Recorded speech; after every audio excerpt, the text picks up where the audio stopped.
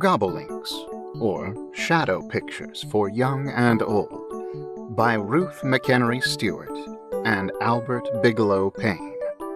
Narrated by Benjamin Fife.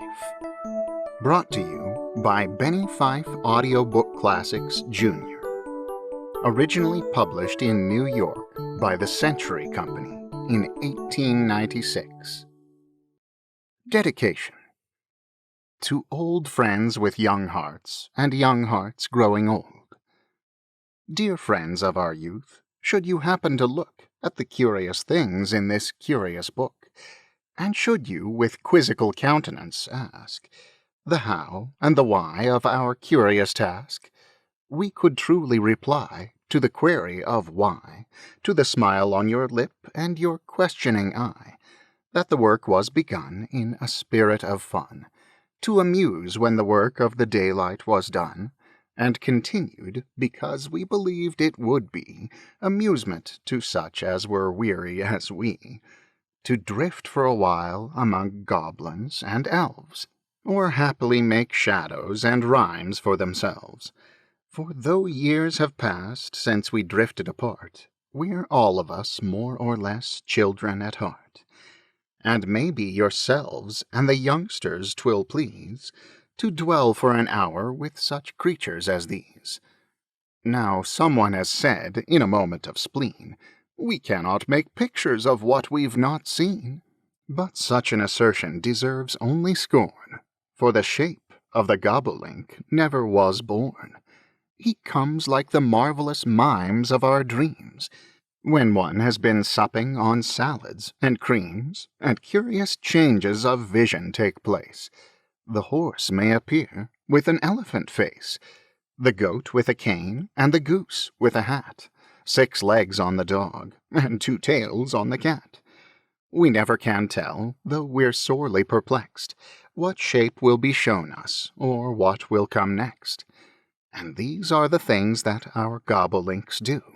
Dear friends and dear children, we give them to you. The Gobolink, and how to make him. Drop a little ink on a sheet of white paper. Fold the sheet in the center, and press the ink spots together with the fingers.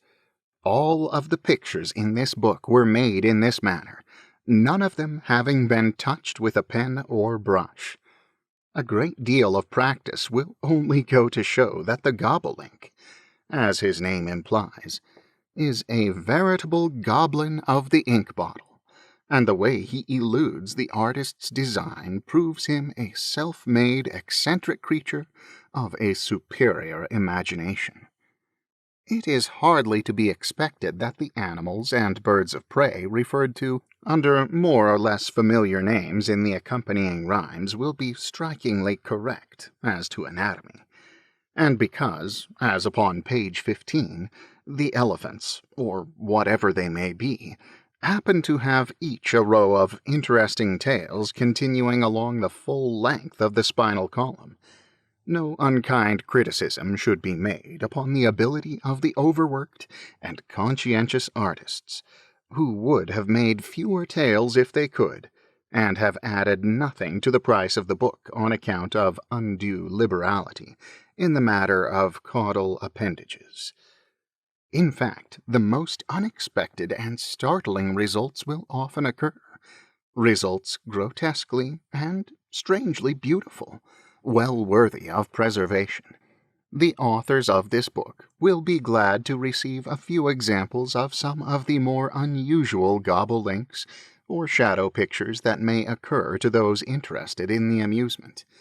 They may be sent care of the Century Company. The Game of Gobolink. Persons of all ages may obtain amusement out of Gobolinks, or shadow pictures, as they are also called. The following is a very good method for playing the game.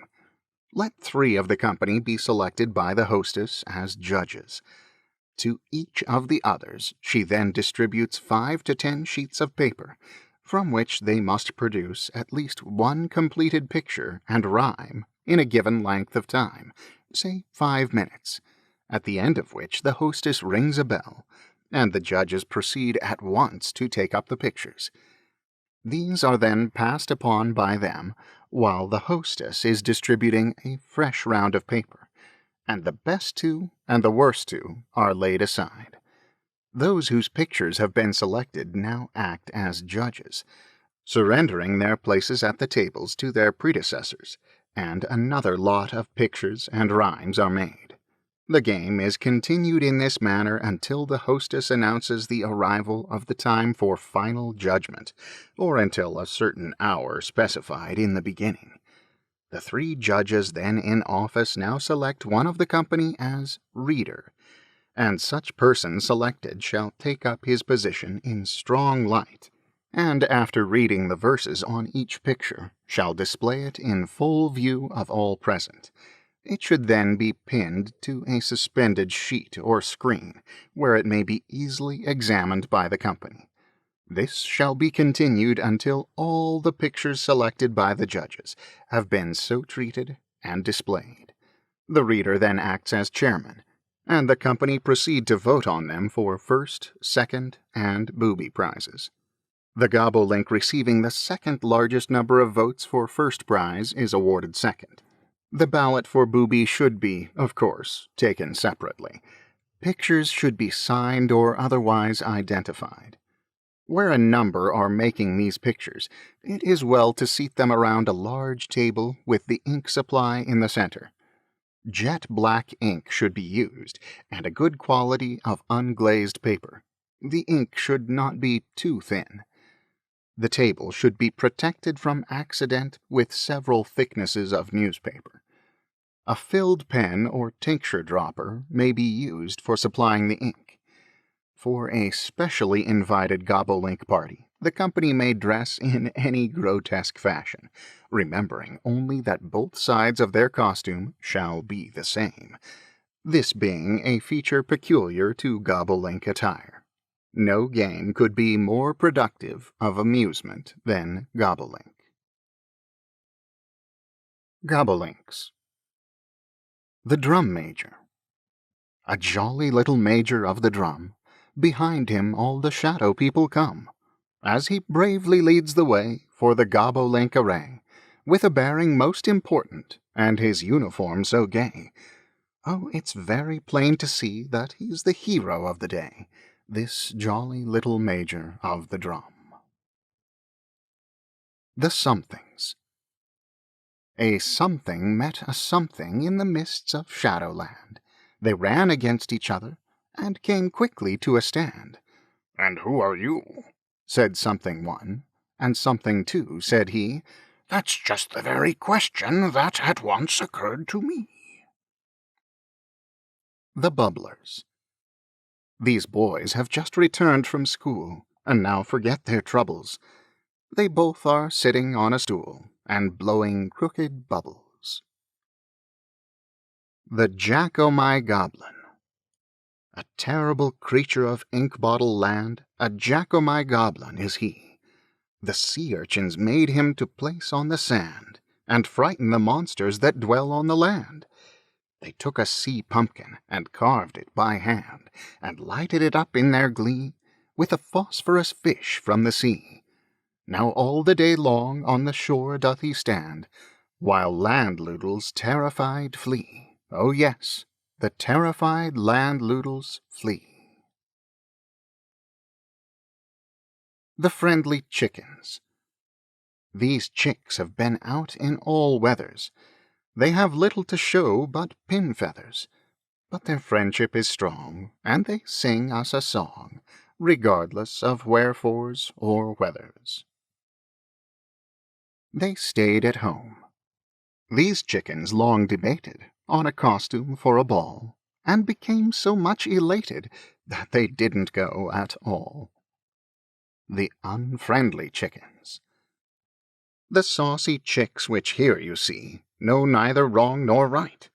They can't be good like you and me, who sometimes really do agree. So all day long they fight. The Butterfly. How gaily flits the butterfly across the sea of clover! How blue the arching summer sky that hangs the country over. On wings of purple, brown, and gold, he drifts across the meadow. His harmless flight you may behold, from Yucatan to Yedo. Dipsy-doodle. This is a little dipsy-doodle, sometimes called the Great Keoodle. His relative.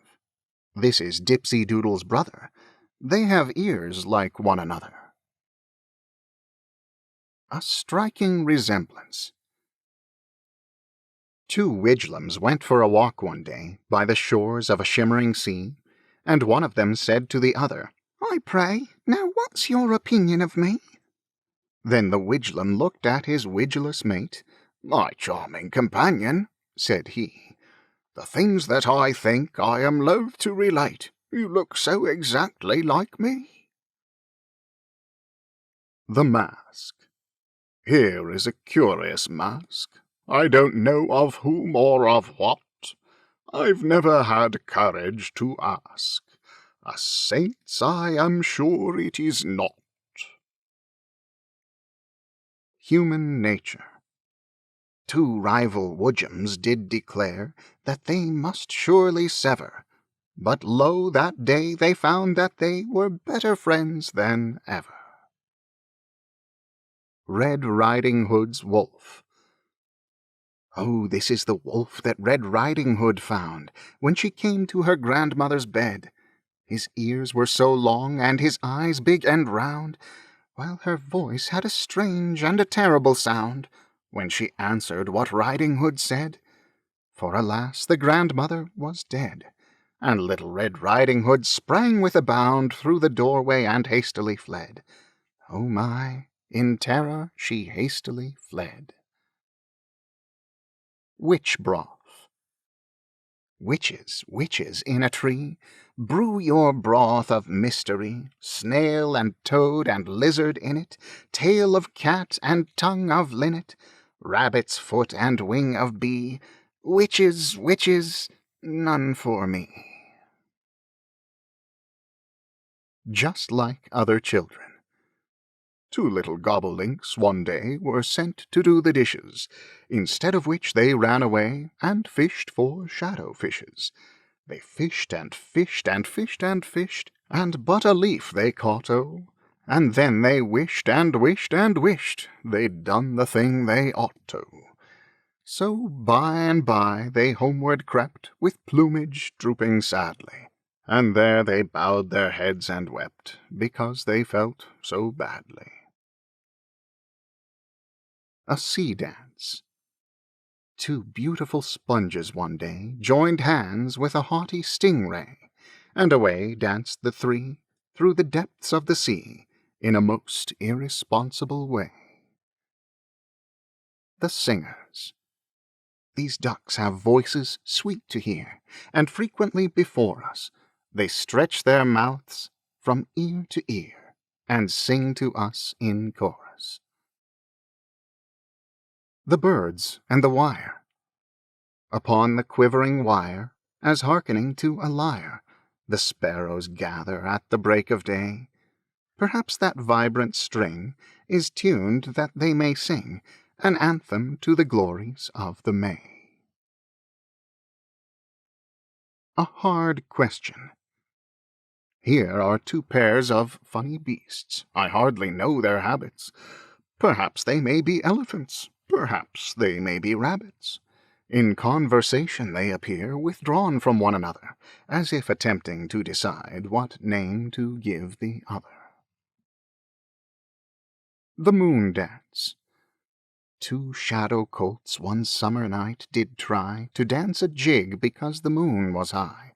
But the moon obscured its face, for she thought 'twas a disgrace, while the little stars were laughing in the sky. Prehistoric animals.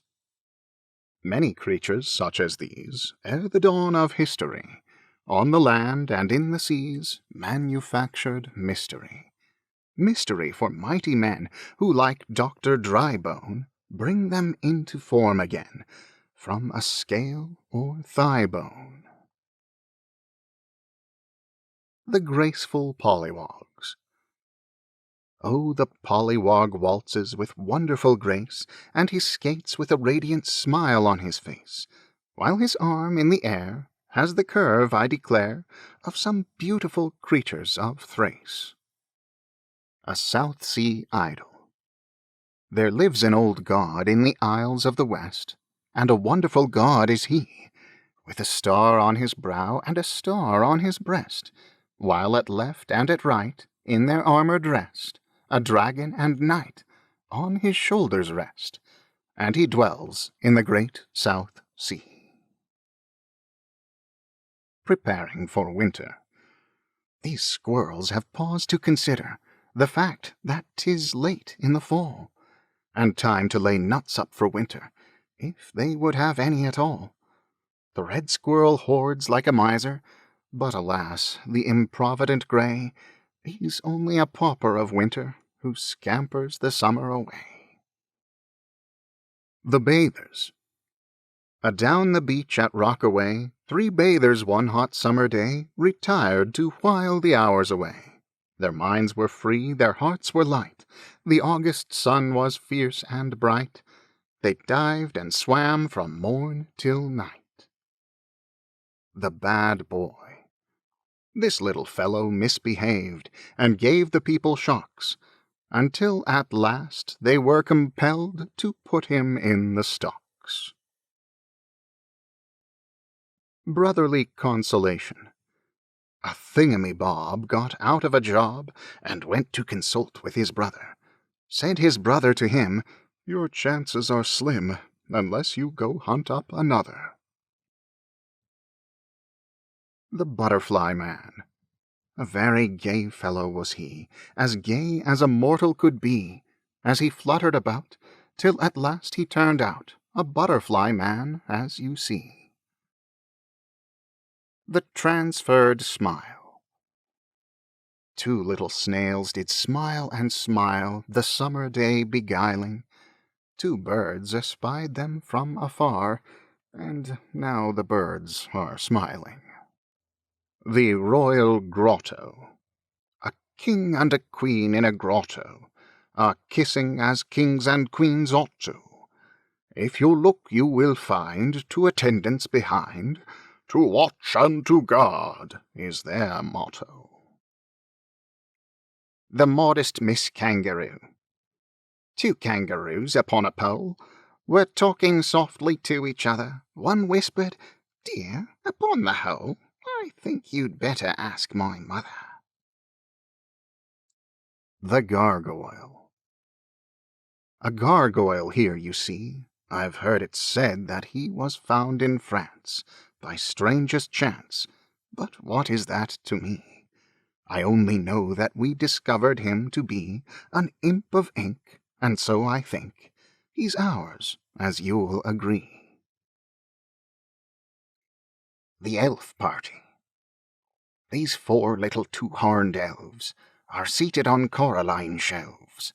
The spot where they be is down under the sea, and they've got the whole reef to themselves. Unpleasant Companions. Here are 2 wriggles from Wriggleham town. Their legs are sky blue and their bodies are brown. Their tails are a wonderful changeable hue. I don't care to have them for playmates, do you? The Grenadier. A soldierly fellow is he, with swords as erect as can be. His attendants are queer, and so small they appear, to barely reach up to his knee. King's Jesters. Jesters from the courts of kings tell their secret whisperings just a fleeting moment then, and must hurry back again, ever making monarchs gay, happy-hearted jesters they. The Funny Octopus. A jolly old octopus lived in the sea, with a hey-diddle-hi-diddle-dum. And the funniest sort of a fellow was he, this jolly old octopus under the sea, with a mouth where the top of his head ought to be, to swallow the divers that come. This jolly old octopus under the sea, with a hey-diddle-hi-diddle-dum. the nymphs and the ostriches. 2 pious little nymphs are kneeling here, 2 double-headed ostriches above them, and on their backs 2 gallant knights appear. Perhaps they'll see the little nymphs and love them. A convenience. The shadow rack stands in the shadow man's hall. It holds shadow canes and umbrellas and all, the various things that the Gobolinks use when they go for a walk to get rid of the blues. Entomology. These are some insects that dwell in the grass, and nip at the Gobolinks' toes as they pass. Their legs are uneven, their bodies are queer, their habits are very uncertain, I fear. Fox and geese. 2 foxes stole 2 geese one night, when the air was warm and the moon was bright. One started west, one started east, their hearts intent on a glorious feast.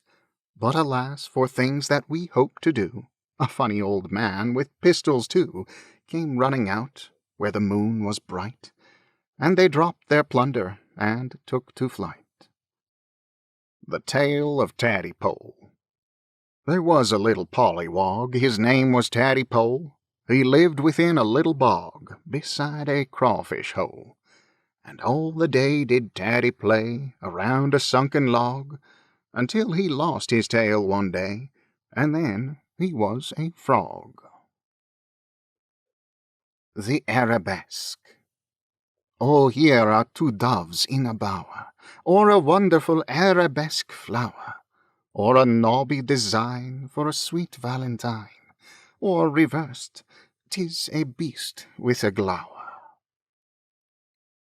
The Gobolinks' Mirror. This is the mirror the Gobolinks use to do up their tresses in style if they choose, to do up their tresses and look at their dresses, and maybe to button their shoes. Wind Maidens.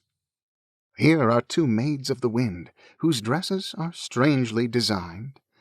They appear to be made without buttons or braid, and fastened together behind.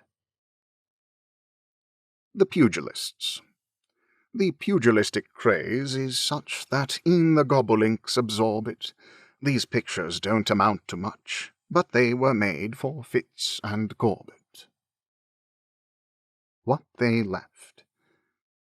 Oh, here's to the poet that sings the song of the Gobolink kings, who left silhouettes with their kindest regrets, and other quite wonderful things. Gobolink Horses. These are the steeds that the Gobolinks use. They love them and pet them and never abuse. Their backs are not pleasant to sit on, they say, so they ride them erect in the hippodrome way. Miss F.M. Delisle. This is a damsel who dresses in style. Her name is Miss Fanny Magruder Delisle. She loves to look pretty, as most of us do. That's why she's so stylish and dignified, too. Fanny's curling tongs. These are the irons with which Fanny crimps her fair auburn tresses whenever she primps. She curls and arranges her locks with great care, because she is proud of her radiant hair. The Bears and the Harlequins. Gay harlequins dancing, beribboned are they, and carry 2 poles in the air. They rest on their heads in a curious way. On top of each pole is a bear, I declare, a wonderful long-tailed bear. The Faithful Notes. An old guitar once broke its strings, and all the musical notes took wings. They hurried away to lands afar, but 2 of them stayed with the old guitar. The Polite Collywobbles. Very polite collywobbles are these. They hang by their feet to the branches of trees, while a hand they extend to a wobbledy friend, and often they say, "If you please." The Brave Warriors. 2 Indian warriors got frightened one day, and fled from the midst of alarms. and later they met in a curious way, each bearing a goat in his arms. Steeplemen. Two funny old three-legged gnomes came out of their shadowy domes. They made their salute with a hand and a foot, and then hurried back to their homes. The Sheet and Pillow Party. A pillowcase party the Gobolinks gave, and it proved a right merry carouse, but I'm sure you'd have laughed at their attitudes grave as they made their ridiculous bows. Mossbacks. Here are two scraggledy-racks, with moss on their beautiful backs, the sort that you'll find on such of mankind as fail to keep up with the facts. What is it? There was an old man of high feather who said, "I can't really tell whether I'm a man or a mouse, or the roof of a house. So much may depend on the weather." The merry water-weedles.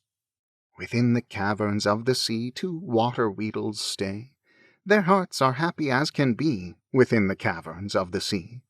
They sing and frolic in their glee throughout the livelong day. Within the caverns of the sea 2 water-weedles stay. A narrow escape. 2 piggies went to market, all on a market day, but when the butcher caught them, they wished they'd stayed away. "Oh, Piggy-wiggy, fare you well, our ribs will soon be spare." And they quickly ran away, and now they don't go there. The captives. Pray tell us, if you please, what sort of things are these? A shadow ghost has captured them, and holds them fast with ease. The vicious gollipops. Here are 2 gollipops looking for lollipops, such as grow under the sea. Their ways are ambitious, their faces are vicious. I'm glad they're not looking for me. The divers. 2 divers, one sweet summer day, went down into the ocean. They saw the fishes all at play, the sea flowers all in motion. They danced a jig and sang a song, and gathered water roses, when lo, 2 lobsters came along, and bit them on their toeses. The shadow harp. This is the harp of which nobody sings. Where is the keyboard, and where are the strings? The strings are undone, and the keys thrown away, for this is the harp on which shadow folk play. A glad return. 2 little maids just home from school have been so long asunder, they first embrace, then face to face, they stand and look and wonder. Grotesques. Very funny creatures these, can't tell what they are, men or birds or beasts or bees, very funny creatures these. Turn them either way you please, view them near or far. Very funny creatures these, can't tell what they are. Shadow crests. These are designs of heraldry that shadow folk affect, though some are no less shadowy than those that men select. For many men have bought a crest, although they come quite dear, and such of those as can't invest may find an emblem here. A frontier coat of arms. This is a crest that came out of the west, for the family was founded where hunters abounded, so the head of a deer and 2 hunters appear. The fanciful elk. This is the head of an elk, as you see. His horns are as tall as a sycamore tree. They are strangely designed, and I think you will find he has horns where his ears ought to be. To other and which. Ink-bottle imps turn up their noses when they meet each other, and the reason, I suppose, is, can't tell which from t'other. Cathodes. And here we have a lot of things defying nomenclature. The bones of Gobolinks are they, revealing in the cathode ray their anatomic nature. In the X-ray.